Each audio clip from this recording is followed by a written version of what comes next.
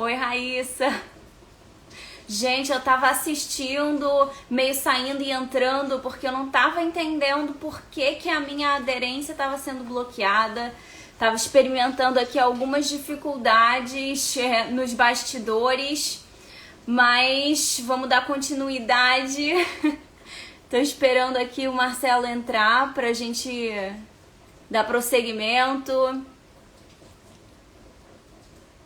E como no final eu tava aqui no esforço para tentar a minha aderência, eu vou pedir aqui o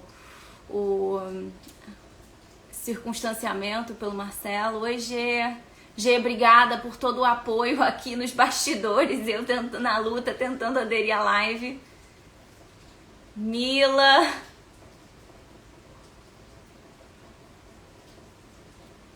E o Marcelo não vai entrar mais. É revanche.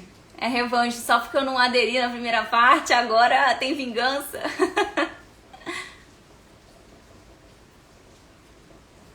Olá, João, Mônica. Ah, Marcelo, tá aí.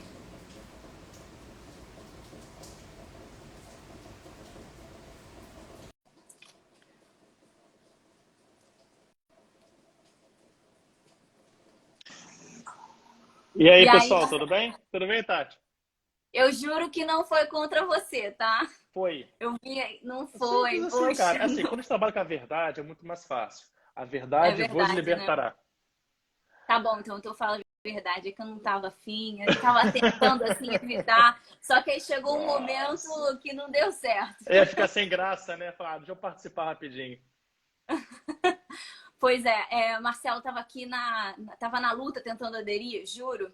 E acabou que eu não capturei o que vocês estavam falando bem no final. Eu vou, então, talvez romper totalmente com a linha de raciocínio e te propor uma pergunta numa outra matéria que vocês até estavam comentando no início, como é que a live ia ser estruturada em termos temáticos.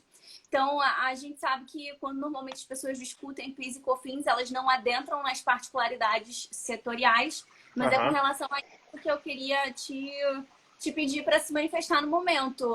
E acho que você podia começar falando sobre as particularidades no quesito, no aspecto dimensional do PIS e da COFINS com relação às cooperativas.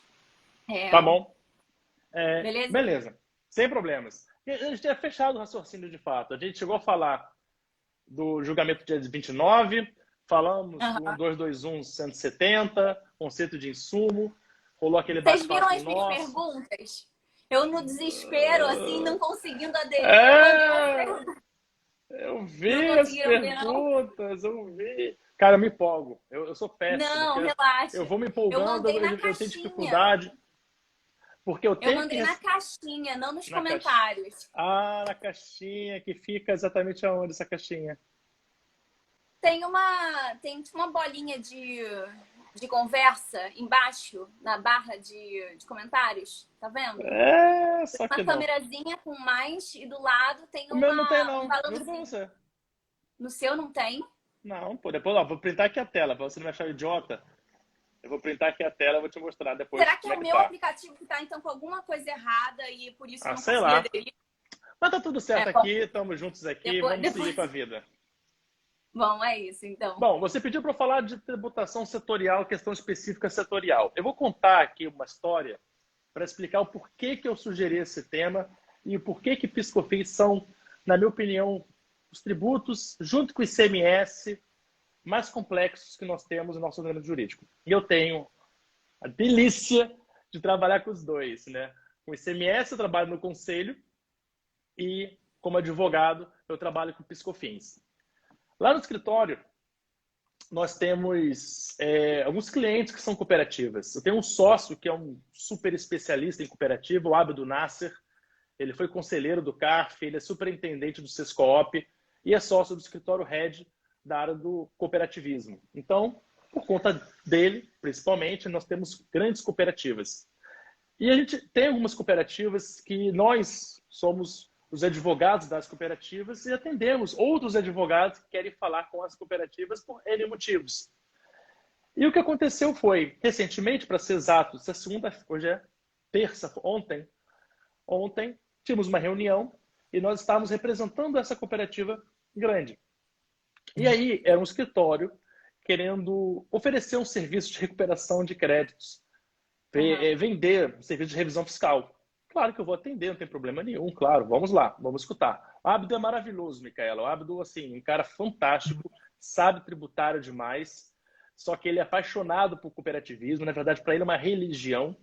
Ele tem uma Bíblia do cooperativismo, ele reza todo dia, 5 vezes por dia, virado para Meca com essa Bíblia na mão do cooperativismo. E aí o Abdo, a gente estava lá na reunião, escutando a pessoa, enfim, falar, me deu uma tese, querendo explicar a tese, e a pessoa vem toda empolgada. Não, porque nós temos aqui uma grande oportunidade para vocês. Percebemos que vocês não ajuizaram a ação e não têm a ação ainda de creditamento, de insumo de piscofins nessa cooperativa. Ela fez o dever de casa.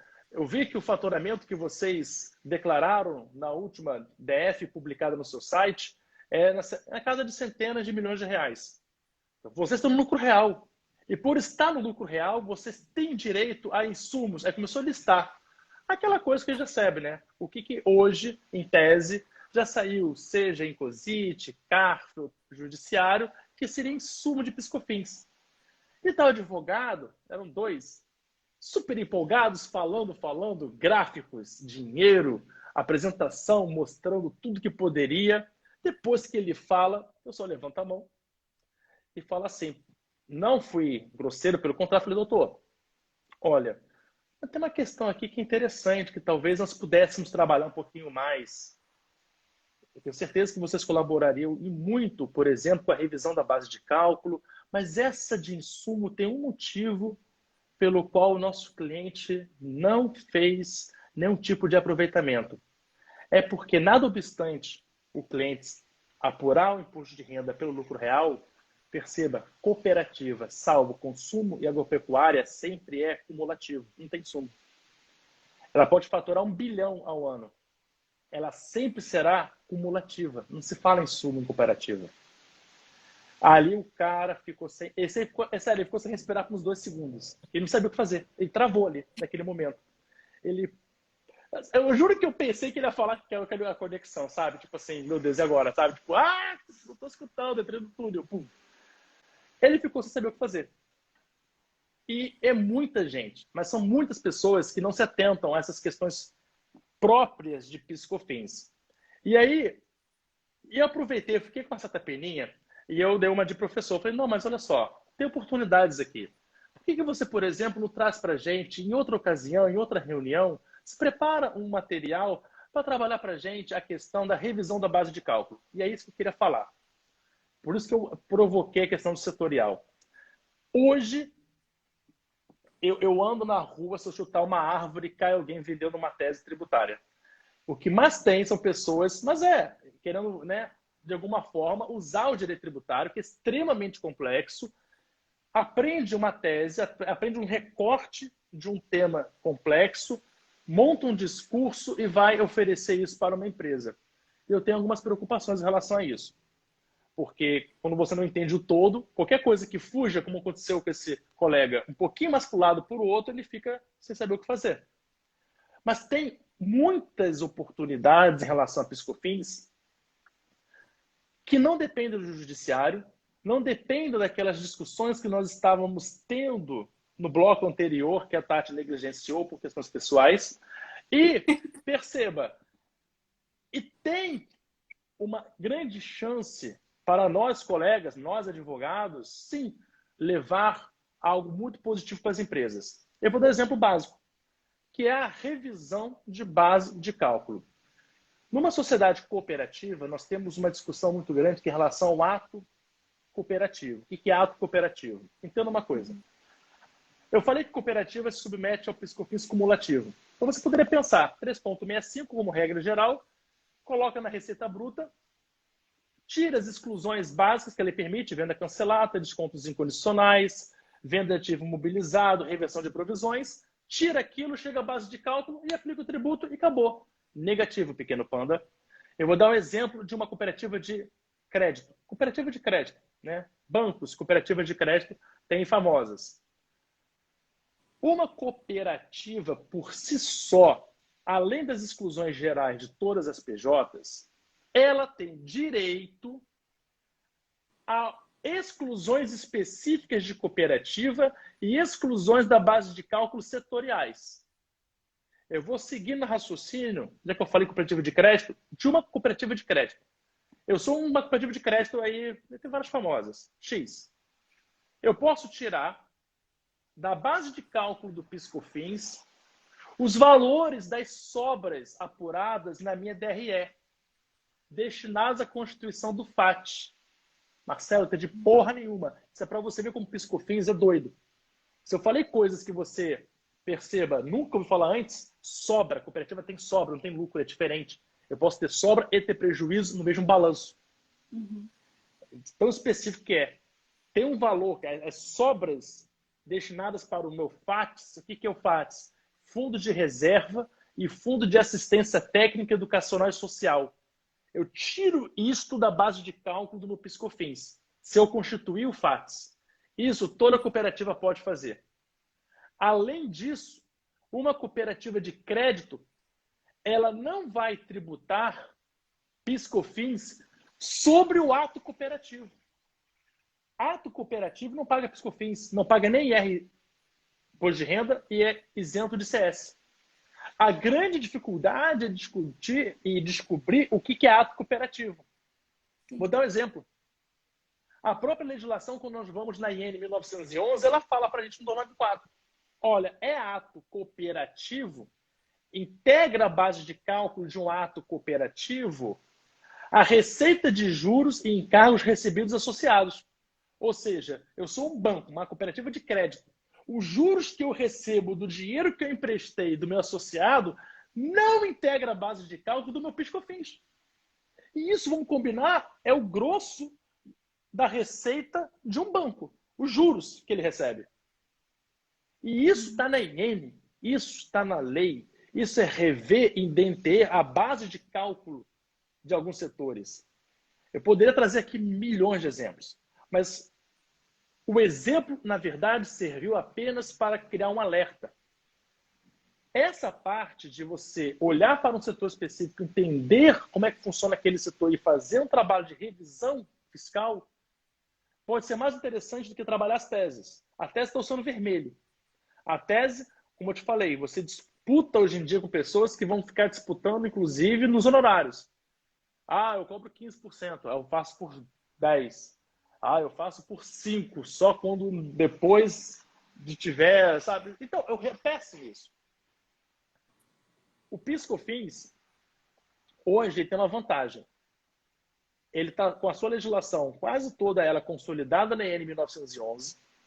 A 1911, ela fez um trabalho interessante, sim, de pegar diversas legislações esparsas e colocou tudo para dentro dela.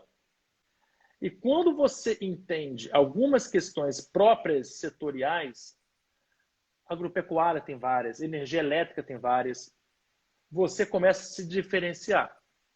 Diferenciar num tributo que é federal, é a mesma legislação para todo o Brasil, o que te possibilita prospectar e atender clientes em qualquer local do território nacional. E são poucas as pessoas que sabem disso. Nessa reunião com um colega, eu fiz questão de explicar isso para ele, falei exatamente o que eu estou falando contigo. Falei de tudo, expliquei, só para ver se ele abria um pouco a mente, assim, porque ele ficou extremamente sem graça. Extremamente sem graça. E fica a dica, gente, pelo amor de Deus, não fica repetindo isso como se fosse um mantra. Se eu estou no lucro real, o meu PIS/COFINS é não cumulativo. Não, tem várias exceções. Se eu sou, por exemplo, uma empresa que tem uma receita para lucro real, sou uma empresa de lucro real. Eu tenho duas receitas. Uma proveniente de licenciamento de uso de software e outra de uma consultoria na área de TI. Receita de licença de uso de software, artigo 10, inciso 25, PIS/COFINS cumulativo. Consultoria, pelo fato de ela estar no real, não cumulativo. Inclusive, os insumos daquele não cumulativo, você vai ter que botar critério pela proporcionalidade. Por exemplo, energia elétrica. Energia elétrica eu uso para as duas atividades. A conta de luz da minha sala comercial. Pelo rateio proporcional, eu tenho que dividir a conta de luz para me tomar crédito somente naquilo que diz respeito à parte da receita do não cumulativo. Então, na minha FD Contribuições, eu vou ter o bloco M500 lá com a parte do não cumulativo, mas também vou ter o bloco do cumulativo. Você vai ter as duas receitas sendo apuradas pela mesma empresa. Então, é muito comum que você tenha... São várias exceções, resumindo a história. Então, não fica nesse discurso simples, real, é o não cumulativo. E aí, então, fica só esse alerta. Por isso que eu queria provocar, eu pedi para colocar esse tema, Tati, porque aconteceu comigo ontem. E eu falei, cara, deixa eu dar essa dica aí, velho, para essa galera. Não, é excepcional. Tati, se eu der duas dicas, posso dar uma dica como conselheiro? Diga. Por Brother, favor. brother, Dica sua a gente quer, lógico. Olha só, cara, não sei se o Álvaro tá aqui ainda. Velho, escuta só, escuta uma parada. Quem me conhece sabe que eu sou extremamente informal, né? Então, não se assusta. Eu tô em casa aqui, tá uma live, então, enfim. Olha só, gente. O Conselho do Estado só tem 3 súmulas. Tá? A primeira súmula fala que o Conselho não tem competência para fazer controle de constitucionalidade de norma. Você não faz um recurso voluntário todo principiológico falando que a multa confiscatória é desproporcional, porque a gente não vai conhecer o teu recurso. Ele vai perder a oportunidade de defender o teu cliente com temáticas realmente impactantes, relevantes, e vai contar com a sorte de um conselheiro, como o Álvaro, que é extremamente isento, aplica a lei, que puxa de ofício nulidade, decadência, questões que você de fato deveria atacar. A quantidade que nós pegamos de recursos voluntários que se limitam a trazer argumentos principiológicos é enorme, e é uma pena. Porque nós não podemos analisar esse tipo de argumento. Falar que uma multa é confiscatória, eu deveria fazer um controle de constitucionalidade, deveria fazer ali difuso e tal, concreto, mas não posso fazer isso. Então, na hora que você estiver analisando um caso para propor um recurso voluntário, olha, mudando a pauta, é piscofins a pauta, eu sou arredio, eu sou rebelde, eu nunca mais vou ser chamado aqui de volta. Mas, não, enfim. mas dica a gente varia tematicamente, não tem problema. Então tá não. bom. Prossiga. Então, olha questões, sim, da nulidade, vê a decadência, vê se o dispositivo indicado tanto para o tributo como para a multa tem correlação com a descrição fática no relato do auto de infração. É muito comum que ele, às vezes, não tenha. O fiscal, ele coloca o dispositivo equivocado, ele fala que a mercadoria é ST e coloca um protocolo, um convênio que não tem aquela mercadoria listada no anexo, ele erra, isso é nulidade, fim de papo. Sempre você precisar gastar páginas citando Bandeira de Melo, Barroso, Aliomar Baleeiro, é sério. Não é brincadeira. Hoje eu relatei um recurso desse, de um grande contribuinte de um grande escritório. Em 10 segundos a gente acabou. Realmente, isso aqui só tem questões principiológicas desprovido voluntário. Poxa vida, cuidado, não façam isso. Essa argumentação, que é muito comum no judiciário, não cola em processo administrativo fiscal. Tudo bem? Então, maravilha. É isso. Vai, Tati, fala um pouquinho aí, porque eu falo demais. Eu sou péssimo. Não, eu achei que a sua sugestão de pautar setorial foi muito boa, muito pertinente, porque, primeiro, eu vejo também que existe essa afirmação imprudente e genérica, que lucro real e não cumulativo, sem aquela ressalva do como regra, porque realmente as excepcionalidades não são nem poucas, né? Existem algumas excepcionalidades, inclusive o caso do contribuinte que tem que considerar os dois sistemas ao mesmo tempo. Exato. Utilizando da proporcionalidade. Então, isso foi um alerta. Posso dar uma dica? Uma dica, vem aqui agora. Claro, por favor. Só. Gente, o que aconteceu também? As pessoas às vezes não se tocam nisso. Olha só. Coisa rápida aqui, tá? Tati, você me corta, hein? Se estiver muito longo aqui. Não, não é para ver a aula, não. Um ponto de dúvidas e uma dica logo após essas dúvidas. Gente, olha só, você, para apurar os créditos básicos, você pega a sua alíquota que você descobre o seu débito, a padrão 9,25, né? 1,65 mais 7,60, e você aplica sobre aquelas despesas que a lei permite que você se credite. E aí você descobre o crédito básico. A alíquota é a mesma. É muito comum, e eu, cara, ganhei dinheiro fácil. Fácil, sim. Eu estudei para isso. Mas para mim foi fácil, porque eu peguei uma indústria, o contador, ele tinha essa indústria, um fornecedor do simples e um fornecedor do presumido. O contador se creditava na alíquota do simples e no presumido 3,65. Ou seja, a indústria é lucro real, não cumulativo. Ao invés dele aplicar 9,25 e jogar sobre o XML de entrada, a nota de entrada, não. Como a pessoa que vendeu para ele estava no simples, ele achava que ele estava vinculado à alíquota de quem vendeu. Não é. A alíquota é a sua, 9,25. Ah, Marcelo, mas o simples não gera um crédito menor? No ICMS, não no PiscoFins. Aquele crédito reduzido está lá no artigo 33 da 123 de 2006, é para ICMS. E lembra que IPI nem gera crédito. Então, IPI não gera crédito, ICMS é aquele pequenininho, PiscoFins é idêntico, é a mesma coisa, 9,25. Muito bom. E calma, não acabou não. Aí, a mesma coisa ele fazia com o presumido. Ele achava que ele tinha que fazer o quê? Ah, não, se o cara lá paga 3,65, eu tenho que me acreditar disso. Eu falei, não. Só tem uma situação que você, no real, se apropria de crédito de 3,65, que é no estoque de abertura. O que acontece? Hoje eu estou no presumido, que é um erro muito comum em planejamento tributário. Você foi lá todos aqueles cálculos e decidiu que a empresa, no próximo exercício, vai para o real.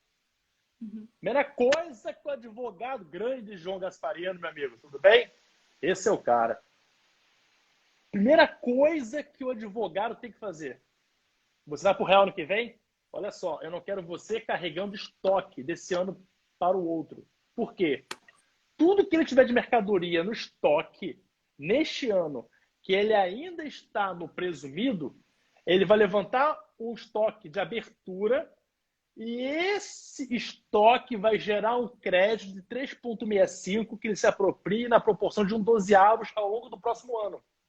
É uma merda. Porque pensa que eu sou o seguinte, esse comum empresa que vende, sei lá, produto sazonal, sorvete. Vou comprar sorvete pra cacete, uma loja que vende sorvete. Compro sorvete em dezembro e vou vender em janeiro. Se deu mal. Por quê? Se esse cara mudou do presumido para o real, todo o estoque de sorvete que ele comprou em dezembro, ele abre o estoque de abertura em janeiro do ano que vem, gera crédito de 3,65 que não aproveita na lata em janeiro. Por mais que ele venda todo o estoque em janeiro, ele não aproveita tudo em janeiro. Ele tem que pegar aquele crédito e dividir ao longo do ano em 1/12. Então, quando você carregar um cliente do real para o presumido para o real, manda este fera liquidar o estoque.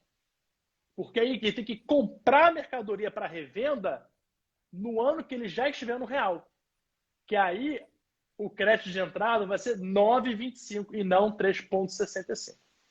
Fica a dica aí para vocês aí. Excelente. Obrigada, Marcelo, pelas dicas. Todo mundo está vendo aqui que tem riqueza sendo passada. Bom, a outra coisa que eu queria observar, que também me pareceu muito pertinente em pautar os regimes setoriais, era que quando a gente fala sobre controvérsias que envolvem base de cálculo, a gente não necessariamente está falando sobre aquilo que diz respeito à não cumulatividade, porque existe a preocupação com aquilo que define a base de cálculo em si. Então, isso é um ponto que ficou bem evidente na sua fala e que é muito importante e que eu vejo que acaba escapando às observações de muitos. Então, gente, marquem isso bem, porque é um ponto bem importante. E aí, Marcelo, posso passar para a gente falar um pouco sobre CBS, reforma, perspectivas para o PiscoFins? Pode, sei lá o que vai futuro. acontecer, né? A Vanessa vai sair, né? Não vai estar mais acanado, vai sair da equipe do Paulo Guedes. Aí eu não faço ideia. Eu lembro daquela apresentação que ela fez. Eu conheci ela na época que ela estava no INSPE. Ela foi no BMEC no evento do Sérgio André. Aí falamos bastante de reforma tributária, dos ideias dela. Aí teve aquela apresentação da CBS, que ela conduziu. E agora, É, honestamente, eu não sei. Com a saída dela, o que, que muda naquele projeto de lei apresentado da CBS? Porque ela era a mãe daquele projeto, ela era sim. a intelectual por detrás daquele projeto, né? A CBS. Tanto que ela quem apresentou naquela live do Ministério da Economia. Com a saída dela, eu não sei.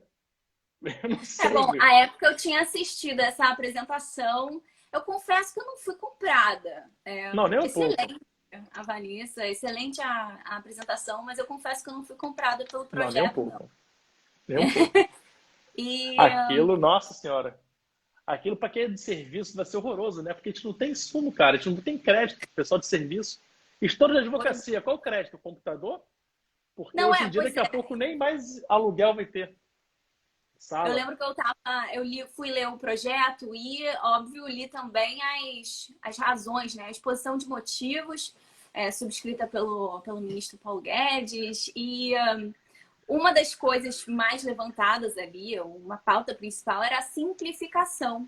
Uhum. E aí eu só pensei no sujeito que apura no cumulativo, passando para um regime não cumulativo, com 12%, pelas duas questões. Pela não cumulatividade, que encerra uma complexidade a respeito do benefício de você computar crédito, se você tiver o crédito, e pela parte da alíquota.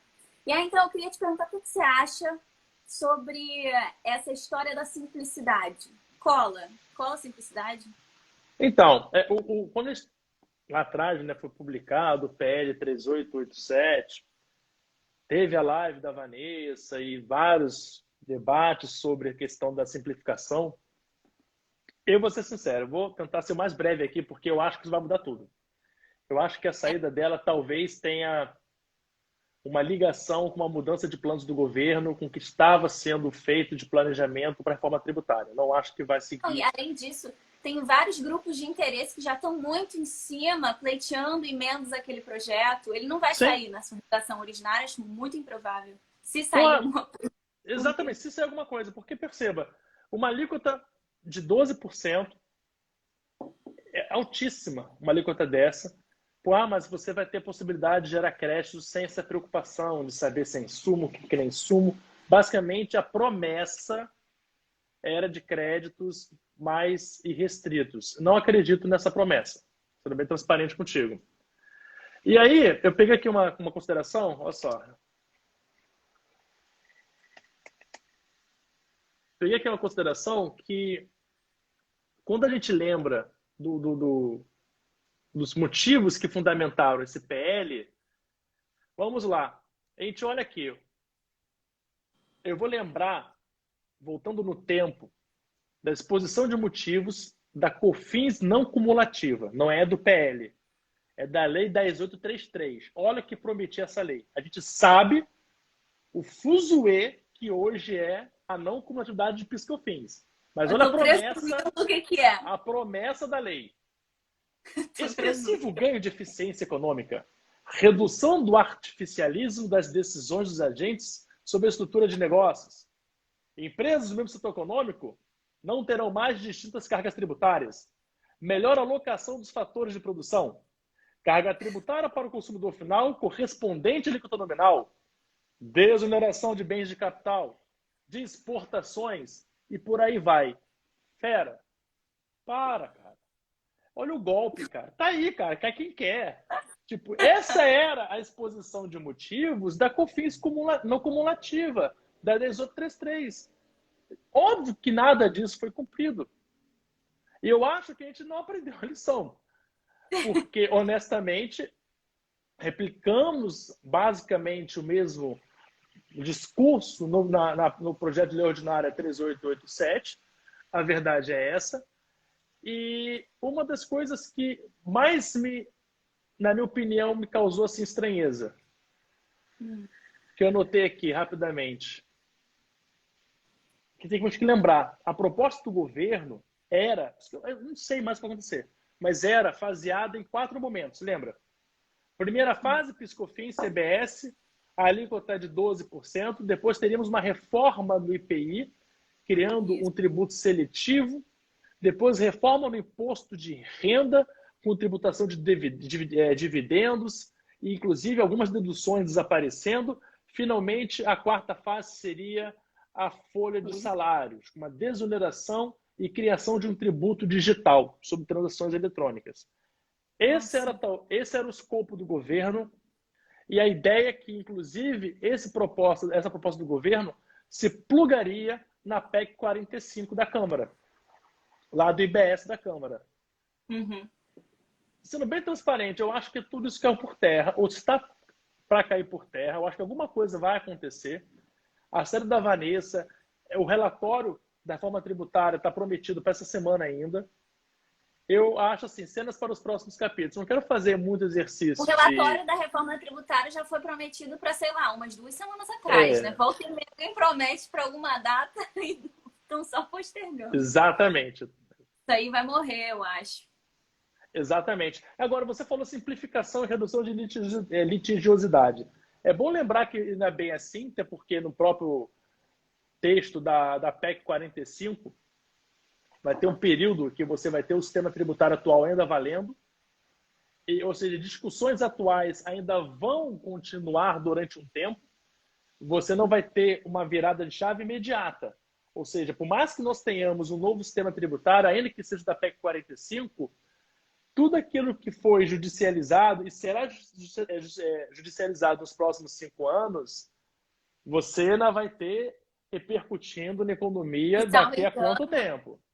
E, salvo engano, essa transição, ela muda a cada ano. Ela é uma transição gradual. Exatamente. Ou seja, o sistema ele vai mudando a sua operacionalização todo ano. Mesmo que a gente acredite numa simplificação no longo prazo, no curto prazo tem uma complexização bastante significativa. Já vou comentar, Micaela, dessa coisa maluquice também aí. Mas só para fechar o último ponto. Aí, o ponto final que eu gosto, que eles falam da questão, mas tem a questão da regressividade da tributação, vamos desonerar o consumo. Vai nada, gente. Vamos lá. Imagine que nós, profissionais liberais, falando só pela nossa categoria, fiquemos com esse ônus de contribuir a 12% da receita sem nenhum tipo de crédito praticamente. O que vai acontecer? A gente vai fazer o quê? Repercutir isso no nosso preço. Vai ficar mais caro o nosso serviço. E não só o nosso, dos serviços em geral. Ou seja, você vai ter, na verdade, o efeito inflacionário da CBS. Porque como você não vai ter a capacidade de uma não cumulatividade verdadeira para quem presta serviço, principalmente, serviços médicos, enfim, os mais variados, você vai ter um efeito inflacionário, porque eles vão repassar para quem compra deles. Então, assim... Perdão, fala. Eu acho que as pessoas, elas trabalham mal com uma noção multidimensional que é a simplicidade ou a complexidade. Então, eles arguíram, não, vai ser mais simples, porque você não precisa se preocupar mais com analisar a natureza das suas despesas. Mas, por outro lado, existem outros aspectos de uma mudança tal como essa que você pode arguir ser contrário à simplicidade. Porque simplicidade ou simplificação é uma noção multidimensional que as pessoas trabalham mal. E muitas vezes eles manipulam para os seus próprios interesses, para o seu próprio argumento. Motivo pelo qual não me parece ser a melhor via pela qual a gente vai argumentar a favor ou contra a CBS, uma reforma tal como essa. Eu posso engatar com uma pergunta ainda nessa esteira? O que você acha da não cumulatividade? Ela é um bem em si mesmo ou depende do desenho? Porque eu vejo as pessoas defendendo a não cumulatividade como se ela fosse um benefício por si própria, independentemente do contexto normativo em que inserida, independentemente da técnica, ser base por base, tributo por tributo. Esse é outro ponto. A CBS acaba... Será que ela não está indo de encontro com uma premissa que foi consolidada pelo STJ, no sentido de que tributo por tributo não seria compatível com o fato e com a materialidade tributável pelo PIS e pela COFINS? Então, eu deixaria essas 2 perguntas para você responder. Eu juro que você é objetivo para não cansar o pessoal deve pensar assim, gente, mais de 1 hora de live de PiscoFins. Que coisa, gente. Alguém para ser louco. Eu gosto da não cumulatividade, da ideia, pelo menos, da não cumulatividade, por algumas questões. Primeiro que a não cumulatividade, na minha opinião, ela, em tese, ela permite que você consiga chegar a uma alíquota, na minha opinião, um pouco mais justa. A alíquota que, em tese, de fato vai demonstrar o quanto que você tem de capacidade contributiva, de quanto que, de fato, você conseguiu gerar de riqueza naquela atividade econômica sua e por aí vai. Se você, de fato, conseguir tirar aquilo que foi necessário para gerar aquela receita, o que sobra, em tese, seria a sua manifestação de riqueza, o que é mais complicado numa... em tese. Mas pensa numa alíquota proporcional. Pensa no proporcional. É 3,65 para todo mundo. É aquela questão do Stuart Mill, tipo assim, tá, mas aquele que tem a maior receita, proporcionalmente vai sentir menos a peso da tributação de que tem menor receita, né? Se todo mundo pagar 3,65, complicado. Quem tem muita receita, isso não vai doer tanto. Esse é o problema de uma alíquota flat também, proporcional. Então, assim, eu acho que todos os sistemas terão prós e contras. A não cumulatividade, ela vai ter uma complexidade inerente a ela, que é você tentar criar um sistema que permita deduções para identificar, tá, o que eu vou querer tributar, então. Tipo, o que para mim é riqueza manifestada tributável. Então eu vou ter que identificar quais são as deduções que eu vou permitir para chegar a essa riqueza, a essa manifestação de riqueza. É complexo. É uma escolha política, detalhe. Eu estava falando com a Micaela, né? Não é uma escolha do judiciário. Isso aqui é uma questão política que não cabe ao judiciário decidir. Mas, em relação a PIS/COFINS, como eu estava brincando, pensa que se você estivesse em 2002, antes da lei 10.637, você estava defendendo com unhas e dentes a não coletividade. Por quê? Você estava olhando para a Constituição. Olha que fofo. Na verdade, a 10.637 veio antes de alterar a Constituição. Então, imagina se fosse um país normal nosso. Você primeiro altera a Constituição, depois vem a lei. Mas vamos lá. A Constituição falou assim: a lei determinará os setores da economia que submeterão à lógica da não cumulatividade. A ideia de você escolher setor da economia é justamente para que você possa identificar qual tipo de negócio que carece de um alto dispêndio, você gasta muito para conseguir gerar receita. Imagina empresas como supermercado, né? Você tem um custo enorme ali de compra de mercadorias para conseguir gerar tua receita. Tua receita é a diferençazinha. Então isso faz muito sentido para alguns setores e não faz nenhum sentido para outros setores. Pessoal de serviços, intelectual, não faz o menor sentido a não cumulatividade para esse tipo de segmento. Só que nós vimos que quando a lei foi criada, ela desrespeitou completamente o que a Constituição pediu. Chutaram para o alto a questão de ser setor da economia e a regra praticamente foi o regime de apuração do imposto de renda. Mas, enfim, eu gosto da não cumulatividade. Eu não acho ela ruim. Também não acho ela um bem em si mesmo.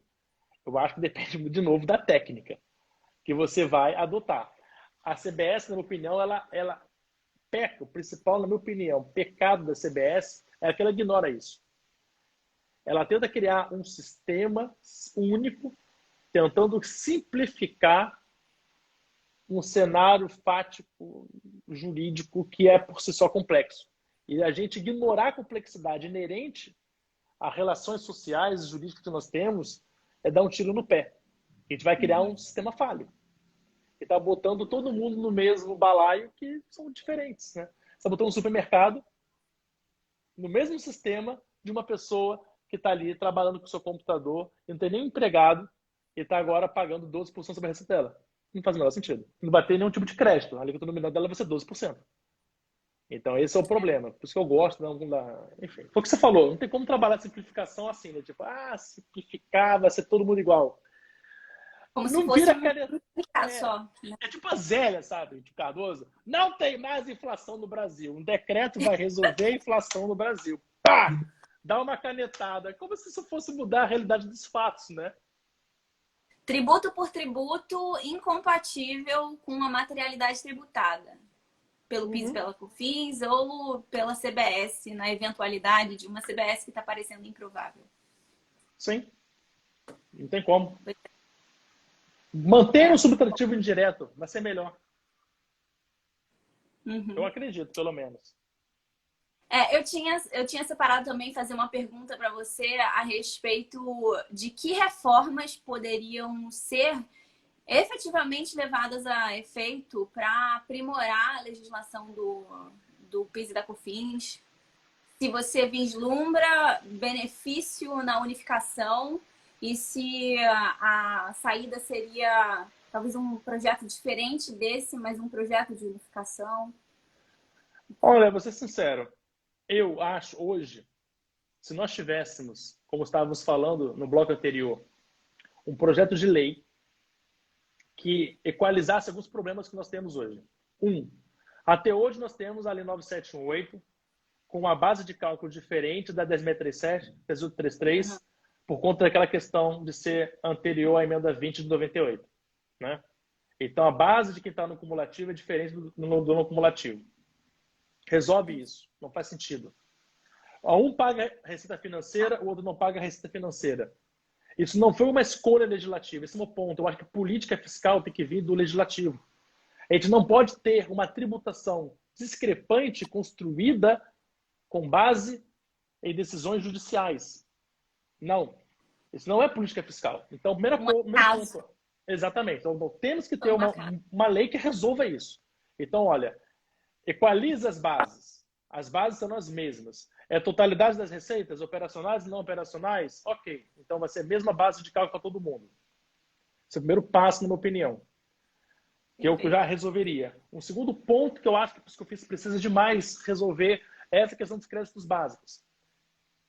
E eu acho que a opção, eu acho que tem que ser uma opção. Cumulativo ou não cumulativo. Você tem hoje o artigo 10 da 1833 e o 8º da 10637 para mais de 25 incisos. Para que tanta exceção? Faz que no imposto de renda. Torna algo opcional. O contribuinte vai fazer, ele vai escolher. E desvinculada a opção do imposto de renda. Desvinculada a opção do imposto de renda. Mas não é claro que é possível, eu já tenho. Eu tenho uma cooperativa de lucro real com cumulativo. Eu tenho um hospital, o hospital também é lucro real cumulativo. Plano de saúde. Sim. Então, isso existe já. Mas então, por excepcionalidade, você tem que fazer um caminho das formiguinhas normativas, né? Para encontrar essa realidade. Sim, então, cria opcional. O ônus agora do contribuinte. Você vai fazer um estudo e vai identificar o que para ti faz mais sentido. Porque hoje, qual é o maior problema? Esquece a exceção. O maior problema é que você faz um cálculo para a empresa que tem prejuízo fiscal, por exemplo. Está ali passando pandemia, está apertada. Para o imposto de renda, às vezes, faz todo sentido ir para o lucro real. Mas se ela estiver na regra, quando você vira a chave do cumulativo para o não cumulativo, ela se ferra. Se ela é uma pessoa que presta serviços, às vezes o real faz sentido para IRCS e não faz sentido para PIS/COFINS, porque ela não tem crédito. E aí tu fica quebrado, assim, cara, e agora? Eu resolvo o imposto de renda e arrumo uma treta no PIS/COFINS. Então, na minha opinião, não tinha que ter essa vinculação e tinha que ser uma opção do contribuinte. O fisco, ele adota essa questão, essa postura, melhor dizendo, autoritária, ditatorial, costumeiramente. Lembra CPRB? CPRB também era martelado. Se você está aqui, ó, nesses segmentos aqui, teu KNAI está aqui, você vai adotar CPRB. De tanto que o judiciário encheu o saco, nós entramos com ações, depois tivemos uma alteração e aí virou opcional. A desoneração é opcional. Tinha que ser isso, na opinião. E desvinculado. Segundo ponto que eu resolveria. Perceba que eu não sou ninguém, né, cara? Mas, enfim, eu vou dar opinião porque eu sou desse. Terceiro ponto. Legislador falar pra gente o que é crédito básico. Entendendo, se o legislador entender que crédito básico vai englobar insumos essencial e tal, cara, explica algumas questões pra gente. Diz pra gente o que é insumo, conceitua. Varejo pode, não pode? É só indústria e serviço mesmo? Que tipo? Propaganda, verba com propaganda, publicidade, gera ou não gera crédito? Coloca na lista do artigo 3º. Cara, só isso já ia reduzir e demais a litigiosidade. A treta ia, assim, reduzir sobremaneira. Porque você ia acabar com essa discussão infinita de crédito de insumo, ia acabar com alguns problemas de planejamento tributário, e isso, por si só, já dava uma paz de espírito. Sem precisar jogar tudo no ralo, esses anos que nós passamos aprendendo e se acostumando, estudando esse tributo, para criar um novo que forçosamente tenta trabalhar com a premissa irreal de que eu posso tratar contribuintes desiguais da mesma forma e vai dar tudo bem. É isso. Não assino embaixo. Eu assino embaixo de todas as suas observações. Eu não gostava do projeto da CBS. Acho que as suas proposições são bem certeiras e é aquilo, né? A gente já está com um panorama de improbabilidade que isso vai passar. Tudo indica que toda a discussão da reforma tributária vai ficar um pouco estagnada, não apenas com relação ao PL da CBS, mas vamos ver o que acontece. Marcelo, eu acho que a gente já falou bastante sobre PIS e COFINS hoje. Muito obrigada pela sua contribuição aqui pelo perfil. Imagina! Foi extremamente enriquecedora essa live. Eu sinto muita pena de não ter conseguido acompanhar direito a primeira parte, porque ao mesmo tempo que eu não consegui aderir para ficar aqui, eu também fiquei tentando entrar, então depois vou ter que assistir tudo corrido, o vídeo ficou gravado, porque realmente acabou me escapando várias partes que eu estava interessada em ouvir. Foi ótimo, gente. Muito obrigada por participar, pela audiência. Obrigada, Marcelo, novamente. Imagina, estou à disposição. Se tiverem alguma dúvida, vocês podem mandar no direct do Tributário em Jogo, pode mandar também no pessoal, enfim, fiquem à vontade. Eu não sei qual é a política do Marcelo para receber. Não, adiciona lá. No meu Instagram só vai ter coisas minhas, da Júlia e de bicicleta. Mas se quiser perguntar de PIS/COFINS, que de vez em quando eu faço também alguma live sobre PIS/COFINS, ou ICMS, fica à vontade. Isso aí, enfim, eu sou uma pessoa altamente acessível, sem nenhum tipo de rodeios. Tá com dúvida, vai lá e pergunta. Então é isso, gente. Foi maravilhoso. Vai ficar salvo lá no Tributário em Jogo. É isso. Tchau, tchau, gente. Boa noite. Tchau, gente. Obrigada. Boa noite para vocês. Valeu.